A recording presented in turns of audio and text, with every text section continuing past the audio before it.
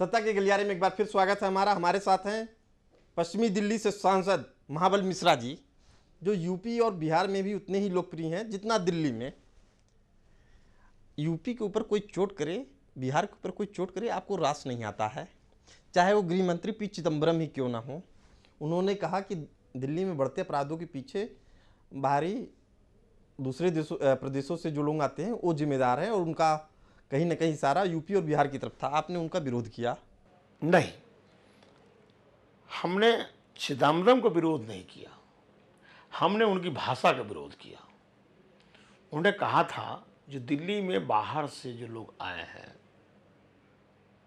वो unauthorized colony में जो रहते हैं, गांव में जो रहते हैं लोग, वो इस तरह का अपराध करते हैं।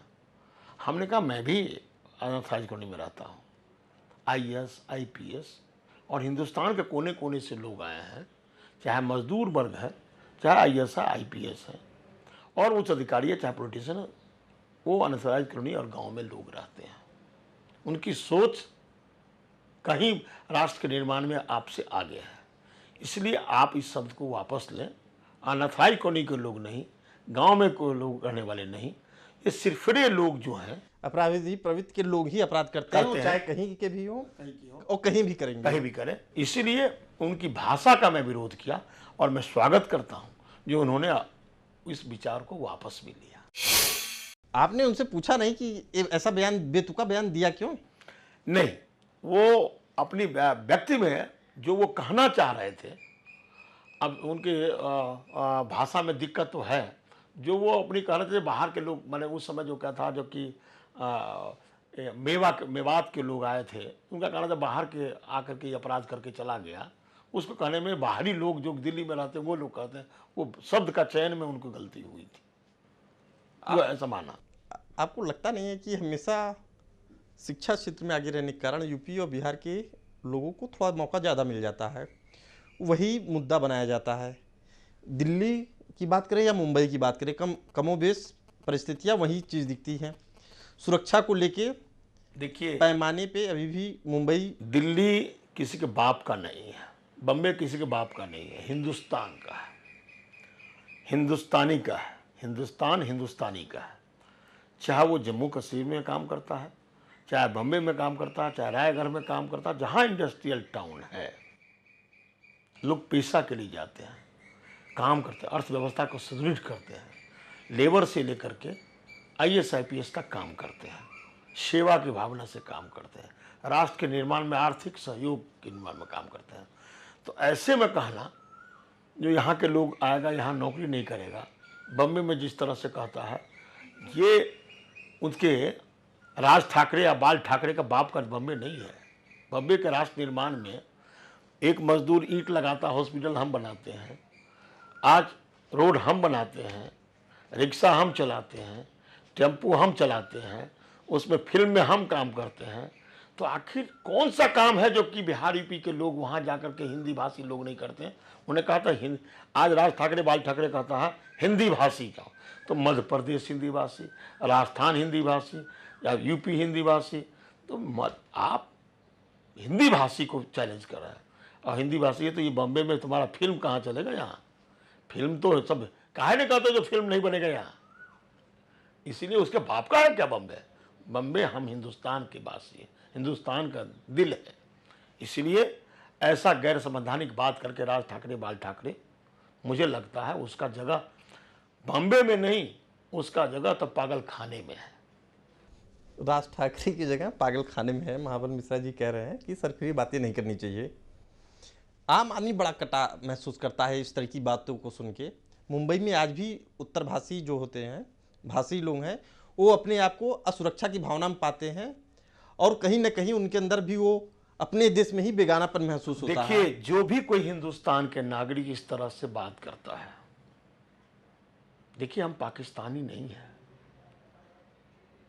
हम पाकिस्तानी नहीं हैं, हम आज देश के वासी हैं।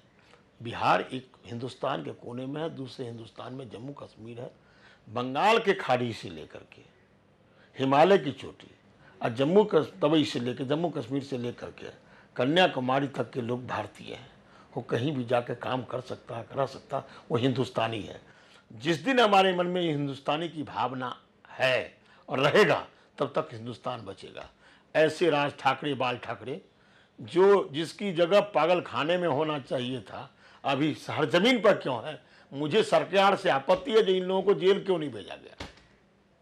आप मांग कर रहे हैं कि इनको जेल भेजा जाए? ऐसे आवाज उठाने वाला कोई भी व्यक्ति हो जो हिंदुस्तान को बांटने का काम करता है, उसका जगह शहर जमीन पर नहीं है, हिंदुस्तान की जमीन पर नहीं है। जो देश को बांटने का काम करता है, जो समाज को बांटने का काम करता है, उसका जगह कहीं नहीं है। आप बात करिए दिल्ली की, तो दिल्ली में सुरक्षा व्यवस्था को लेकर हमेशा सवाल खड़े किए जाते हैं।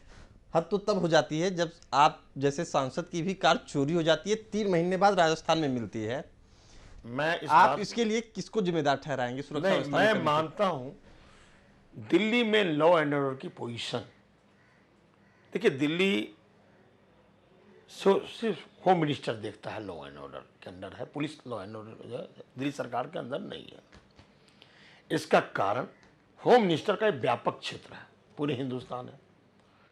अब पूरे हिंदुस्तान के तो गृह मंत्री हैं, लेकिन दिल्ली के लॉ एंड ऑर्डर के भी इंचार्ज हैं। इसलिए मैं चिदम्बरम से आग्रह करता हूं, जो दिल्ली के लॉ एंड ऑर्डर के लिए अलग से कोई मंत्रालय हो और उसकी समीक्षा करे, क्योंकि उन पर लगाम नहीं है, दिल्ली के पुलिस पर लगाम नहीं है। 15 दिन पर एक दिन या 1 महीना के बाद ब्रीफिंग कराते हैं, या गवर्नर को कराते हैं, लेफ्टिनेंट गवर्नर को, या चिदम्बरम जी को ऑफिस में कराते हैं। इसलिए उस पर परमानेंट कोई देखने वाला नहीं है, इसलिए दिल्ली पुलिस बेलगाम है। तो उसके ऊपर कहीं ना कहीं देखरेख के लिए मंत्रालय की गठन जिम्मेवारी देनी चाहिए। इसके लिए सुरक्षा व्यवस्था में जो कमी ढिलाई दिखी जा रही है, किसको जिम्मेदार ठहराते हैं? केंद्र सरकार को जिम्मेदार ठहराते हैं या शीला सरकार को? नहीं, मैं देखिए, सुरक्षा व्यवस्था में कमी है तो केंद्र सरकार इसकी जिम्मेदार है, होम मिनिस्टर डायरेक्ट। जब तक पुलिस पर होम मिनिस्टर की निगरानी सही ढंग से डे टू डे नहीं होगा, तब तक ये व्यवस्था में ढिलाई रहेगी। नगर निगम के मुद्दे को लेकर आपने कहा कि इसको दिल्ली सरकार के अधीन कर देना चाहिए, आपने इस बात का समर्थन किया। नगर निगम को दिल्ली सरकार के अधीन करने का विरोध कांग्रेसी पार्षद भी करते हैं। एक समय तक आपने भी शीला सरकार का इस मुद्दे पे विरोध किया, अब उनके साथ हैं। क्या केवल ये नगर निगम में बीजेपी का वर्चस्व इसलिए अधीन करना चाहिए? नहीं।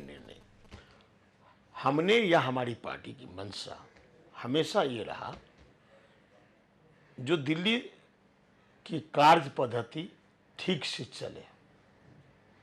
तो पहले जो नगर निगम का स्वरूप था, उस जनसंख्या कम थी, उसकी किलोमीटर एरिया कम था। आप जानते हैं, जब ये नगर निगम का गठन हुआ था, उस समय की जनसंख्या, आज की जनसंख्या, उस समय की दिल्ली, आज की जनसंख्या बहुत बढ़ गई है। उस समय दिल्ली थी, धौला कुआं से आगे दिल्ली दिखाई नहीं देता था, या जमुना पार गांव के सिवा कुछ दिखाई नहीं देता था। आज पॉपुलेशन वाइज दिल्ली के 2.5 करोड़ पॉपुलेशन से 3 करोड़ पॉपुलेशन हो गया, वोटर 1 करोड़ 45 लाख हो गया। तो आज जनसंख्या ही नहीं बढ़ा, बल्कि कार्य क्षेत्र भी बढ़ गया। इसीलिए एक एमसीडी से नहीं हो रहा था, इसलिए 3 एमसीडी जो बना है उससे हम सहमत हैं। 3 एमसीडी बनने से कार्य क्षेत्र घटेगा। हम आपको बता दें, दिल्ली नगर निगम पहले गृह मंत्रालय के अधीन हुआ करता था, अब आप राज्य सरकार के अधीन करना चाहते हैं। बताया जा रहा है कि ये होने के बाद नगर निगम में अफसरशाही का बोलबाला होगा, लोकतंत्र ढांचा कमजोर होगा। कितना राय? नहीं, मैं इस चीज़ को नहीं मानता। मैं तो कहता हूँ दिल्ली को पूर्ण राज्य मिलना चाहिए। जब तक पूर्ण राज्य की दर्जा नहीं मिलेगी, और कहीं डीडीए इन्वॉल्व है, कहीं एमसीडी इन्वॉल्व है, कहीं एनडीएमसी इन्वॉल्व है, कहीं कंटोनमेंट बोर्ड इन्वॉल्व है, ये मल्टीपल सिटी है। इसीलिए आप देखते हैं बरसात में पानी लग गया, 1-1 फुट बढ़ जाता है। कहीं कहता है ये डीडीए का जोन में है, कहीं कहता है। तो दिल्ली का जब तक एक मास्टर प्लान, एक वाटर लॉबिंग का मास्टर प्लान, ड्रेनेज के सिस्टम का मास्टर प्लान एक नहीं बनेगा, तब तक ये दिक्कत आएगी। इसलिए चुनी हुई सरकार हो और केंद्र का काम सिर्फ केंद्र का काम करे, लेकिन दिल्ली का विकास एक राज्य सरकार करती है। इसलिए मैं समझता हूं राज्य सरकार के अंदर पुलिस और ये कंप्लीट पूर्ण राज्य का दर्जा मिलना चाहिए। आपके अंदर एक जादुई व्यक्तित्व है जिसके कारण ही आप पार्षद से राजनीतिक सफर शुरू करते हुए सांसद बन गए। लोकप्रियता में कोई कमी नहीं आ रही है आपके। आप दिल्ली से यूपी और बिहार तक पहुंच गए हैं, आपकी लोकप्रियता पार कर गई है। इस पूरे सफर को आप किस तरीके से बयां करेंगे? देखिए, राजनीति में 4 पिलर होते हैं। जो देश को चलाता 4 पिलर होता है: पत्रकार, ब्यूरोक्रेट, जुडिशियरी और राजनीतिक व्यक्ति। 4 पिलर को हिंदुस्तान को रक्षा करना है। और राजनीति आज एसी में बैठने से काम नहीं चलेगा। पहले जनता सोचती थी, नेता सोचता था जनता मेरे द्वार। अब जनता सोचती है, इतनी अवेयरनेस है, जो राजनेता मेरे द्वार। जनता कहती है राजनेता मेरे द्वार। पहले एमपी एमएलए को देखता था तो लोगों में एक होता था भगवान के जैसे देखता है, ये एमपी आ गए। आज वो नहीं चाहता। वो चाहता है एमपी हमारे बीच में, हमारे दरवाजा पर है। मैंने हमेशा जनता के लिए,